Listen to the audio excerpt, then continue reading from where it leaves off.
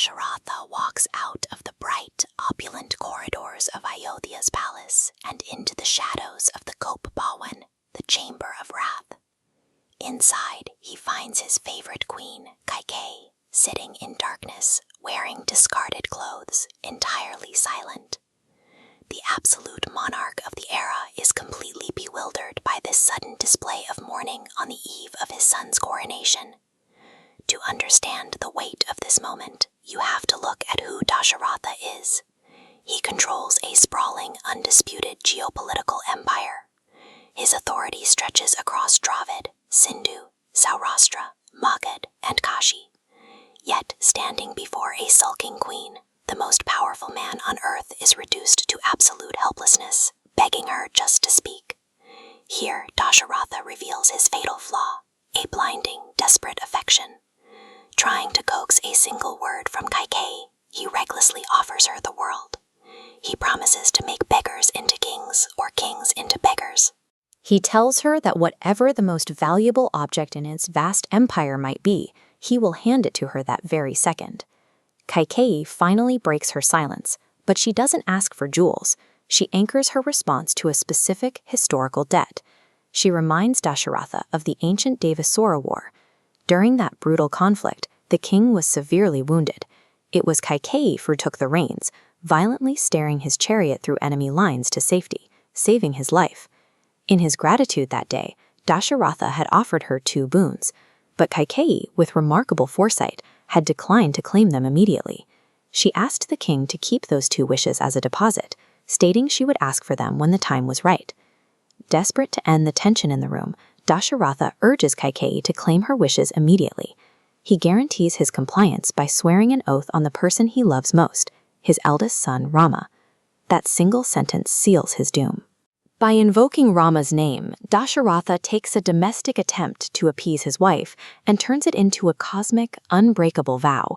He has handed a blank check to a woman who already knows exactly what she is going to write on it. Instantly, the sorrowful, mourning facade drops. Kaikeyi has the king cornered, and her demands are sharp, calculated, and entirely devoid of mercy. This diagram shows exactly what her first boom achieves. The crown bypasses the primary heir, Rama, and shifts laterally to her son, Bharat. The second boon removes Rama entirely. His icon is aggressively pushed into an isolated zone, representing his 14 years of forced exile. That 14-year time frame is a highly specific political calculation. Kaikeyi owes over a decade, public memory will fade, loyalties will shift, and Rama's allies will dissolve. By the time he returns, Bharat's grip on the empire will be undisputed. Dasharatha hears these words and physically recoils. For a fleeting second, he tries to brush it off as a cruel hallucination. But as Kaikeyi repeats her terms, the absolute horrific reality sets in. To ensure he doesn't back out, Kaikeyi weaponizes the deepest foundation of the king's identity. She throws the Raghuku Riti right back in his face, the ancestral law that dictates a sovereign's word must outlive his own breath. She initiates total psychological warfare. She tells him that if he denies her, he will go down in history as a coward, a king who broke a sworn oath made on a battlefield, a monarch who lied to the woman who saved his life. Under the weight of this impending shame and the horrific realization of his choice, Dashratha's body simply gives out. The ruler of empires collapses to the floor. He begs at her feet. He offers to surrender his entire kingdom to Bharat willingly, and even offers his own head to Kaikeyi if she will just drop the demand to send Rama into the forest. Kaikeyi refuses any compromise. Dasharatha is paralyzed by the realization that his own integrity is now the weapon being used against him. To save his son, he would have to destroy the moral foundation of his entire lineage. Outside that darkened chamber, the sun rises over an entirely different reality. Ayodhya is awake and vibrating with energy.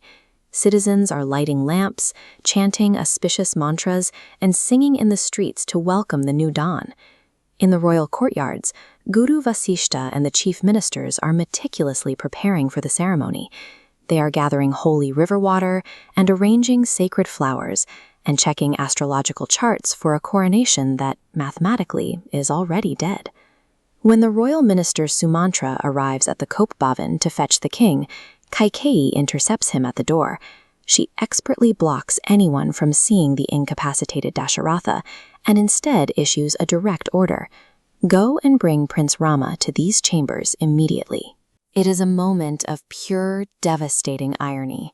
An entire metropolis is cheering, dancing, and weeping tears of joy for a golden future that was secretly assassinated in the dark hours of the night. Meanwhile, inside their private quarters, Rama and Sita are completely insulated from the impending collapse. They share a quiet, innocent moment, discussing the heavy burdens of statecraft, with Sita wondering how their lives will change once the massive crown is placed on his head. Then Sumantra enters. He delivers the message that the king and queen require Rama's presence in their chambers. Assuming it is simply the final parental blessing before the grand ceremony, Rama accepts. He steps out into the morning light. The royal umbrella is raised over his head. The crowds cheer his name as he makes his way across the palace grounds. Rama believes he is ascending to the throne. Instead, he is walking toward a room that will strip him of his title, his home, and his future, forcing a choice between his personal survival and his father's honor.